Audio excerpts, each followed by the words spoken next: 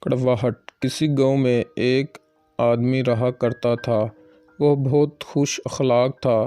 اس گاؤں کے لوگ اس سے بڑے خوش تھے۔ وہ آدمی شہد کا کاروبار کیا کرتا تھا۔ وہ شہر سے شہد لے کر آتا اور گاؤں میں بیچا کرتا تھا۔ چونکہ اس آدمی سے سارے خوش تھے، اس لیے اس کا شہد فوراً بک جاتا تھا۔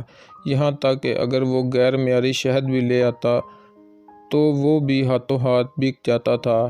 اس آدمی کا ایک ہمسایہ تھا جو ہر وقت اس کو دیکھ کر جلتا تھا اور دل ہی دل میں اس سے زیادہ کمانے کی ترکیبیں سوچتا تھا، لیکن وہ آدمی تھا بہت کڑوے مزاج کا۔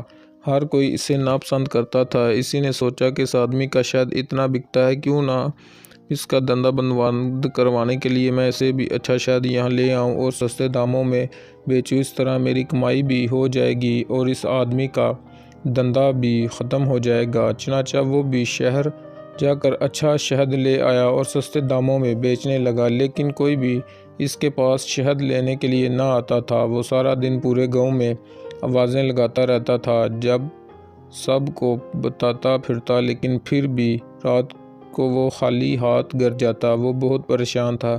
اسے دیکھ کر کسی عقل مند نے کیا خوب کہا کہ کڑوے مزاج کے آدمی کا شہد بھی کڑوا ہوتا ہے۔